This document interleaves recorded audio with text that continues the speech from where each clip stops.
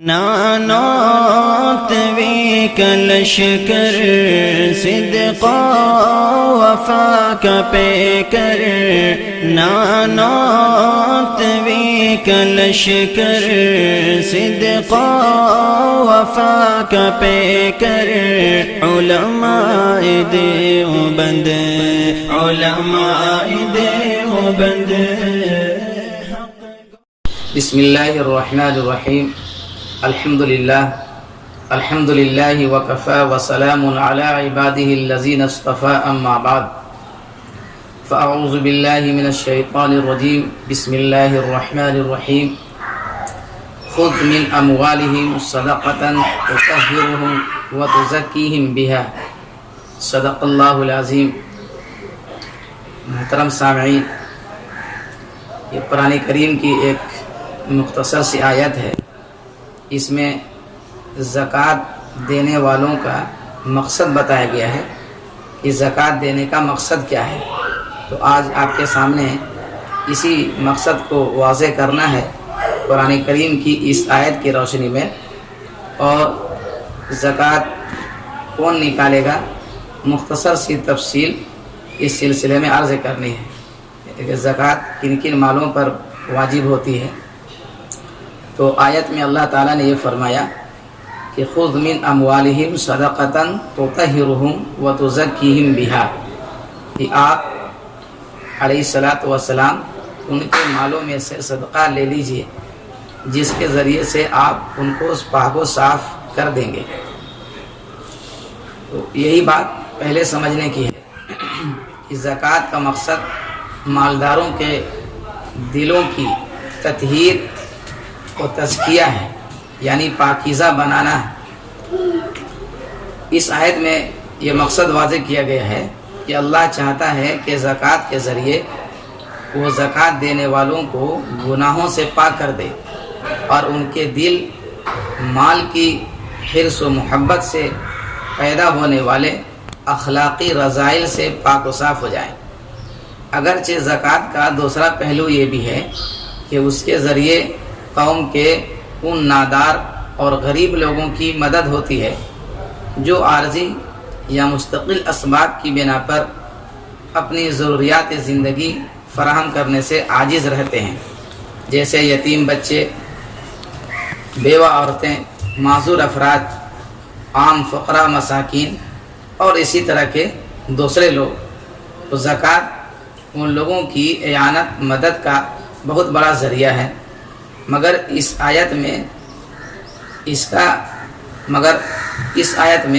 اس مقصد کا ذکر نہیں ہے۔ اس سے یہ واضح کرنا مقصود ہے کہ زکوٰۃ کا اصل مقصد دراصل یہی ایک فائدہ ہے جو ابھی میں نے بتایا کہ اللہ تبارک و تعالیٰ یہ چاہتا ہے کہ جو آدمی زکوٰۃ نکال رہا ہے اس کے دل کو پاک کر دے، اس کو پاک صاف بنا دے۔ دوسرے جو فوائد ہیں اگر اس فرضی کی ادائیگی سے حاصل ہوتے ہیں تو وہ ضمنی طور پر ہوتے ہیں۔ پہلی شریعتوں میں زکوٰۃ کا کوئی مصرف نہیں تھا، بلکہ طریقہ یہ تھا کہ جو مال زکوٰۃ کے طور پر وصول ہوتا اسے کسی میدان وغیرہ میں جمع کر دیا جاتا اور آسمانی بجلی آ کر اسے خاکستر کر دیتی، یعنی جلا دیتی۔ تو اس سے معلوم ہوتا ہے کہ زکوٰۃ سے شریعت کا اصل مقصد خود صاحب مال کی اصلاح اور تطہیر ہے، یعنی اس کو پاک کرنا ہے۔ معاشرے کے افراد کی خدمت و اعانت کا درجہ یہ ثانوی درجہ رکھتا ہے، یا اس طرح سے آپ ادا کریں کہ معاشرے کے افراد کی خدمت و اعانت ثانوی درجے میں ہے، یعنی دوسرے درجے میں ہے، اور یہ صرف اس امت کی خصوصیت ہے کہ جو مال زکوٰۃ کے طور پر نکالا جا رہا ہے امت کے فقراء اور مساکین کے لیے جائز کر دیا گیا۔ پہلی شریعتوں میں یہ بات نہیں تھی۔ اور اہم بات یہ ہے کہ زکوٰۃ امت کے مالدار افراد پر فرض ہے، مگر تمام مالداروں پر نہیں، بلکہ ان میں کچھ شرائط کے ذریعے تخصیص کر دی گئی ہے۔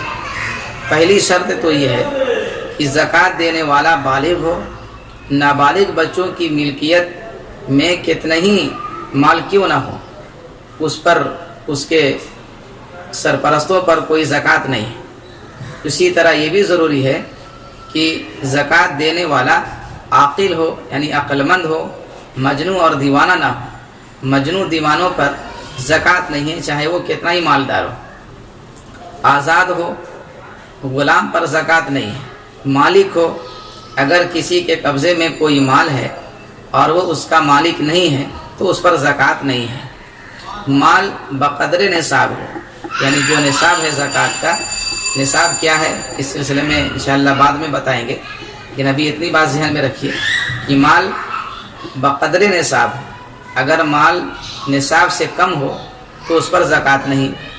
مال ضروریات اصلیہ سے زائد ہو، یعنی جو بالکل اہم ضرورت ہے، جسے ضروریات اصلیہ کہتے ہیں، کھانا پینا، کپڑا لتا اور بھی جو دوا وغیرہ ہے، یہ سب ضروریات اصلیہ کہتے ہیں، یعنی جس کے بغیر انسان کی زندگی کی گاڑی نہیں چل سکتی ہو. بالکل بنیادی ضروریات، اس کو ضروریات اصلیہ کہتے ہیں. تو مال ضروریات اصلیہ سے زائد ہو.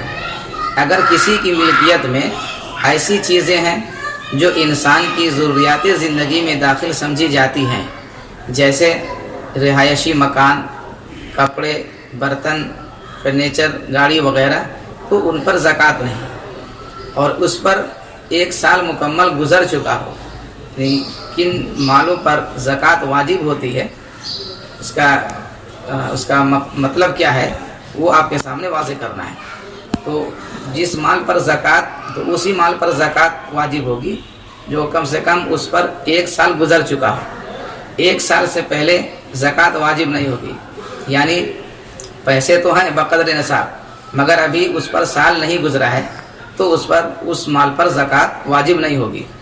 اسی طرح سے مال نامی ہو، یعنی بڑھنے والا مال ہو، جیسے سونا، چاندی، تجارتی سامان، مویشی یعنی جانور وغیرہ، تو اس کو کہتے ہیں مال نامی، یعنی بڑھنے والا ہو. آدمی اس سے تجارت کرتا ہے تو تجارت کے ذریعے سے فائدہ اٹھاتا ہے، تو گویا کہ یہ مال بڑھتا ہے، تو یہ بڑھنے والا مال ہے، اسی کو عربی میں نامی کہتے ہیں.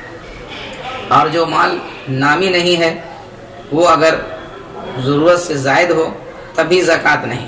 مثلا کسی کے پاس کئی رہائشی مکانات ہوں، متعدد گاڑیاں ہوں، غیر ضروری برتن اور کپڑے وغیرہ ہوں، تو یہ مال نامی تو نہیں ہے، بڑھنے والی چیز تو نہیں ہے، مگر کافی تعداد میں ہے.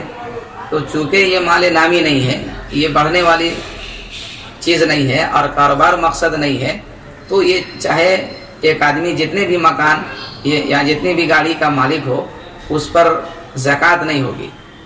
تو کسی کے پاس کئی رہائشی مکانات ہوں، اسی طرح سے متعدد گاڑیاں ہوں اور غیر ضروری برتن اور کپڑے وغیرہ ہوں، تو اس پر زکوٰۃ نہیں ہے. تو اس تفصیل سے یہ بات واضح ہو جاتی ہے کہ ہر مال پر زکوٰۃ نہیں ہے، بلکہ اس مال پر زکوٰۃ ہے جو عادتاً بڑھتا رہتا ہے، جیسے مال تجارت، مویشی یعنی جانور وغیرہ کی کوئی تجارت کرتا ہو، یا سونا چاندی ہو. تو سونا چاندی، مال تجارت وغیرہ ہو، تو ایسے اموال پر زکوٰۃ واجب ہے. اور اگر مقصد کوئی تجارت نہیں ہے یا مال نامی نہیں ہے، تو چاہے وہ جتنی تعداد میں ہو، تو ان صرف مال کے رہنے سے زکوٰۃ واجب نہیں ہوگی. اس بات کو خوب اچھی طرح سے سمجھ لیں. اللہ تبارک و تعالی ہمیں اور آپ کو کہنے سننے سے زیادہ عمل کی توفیق عطا فرمائے. السلام علیکم.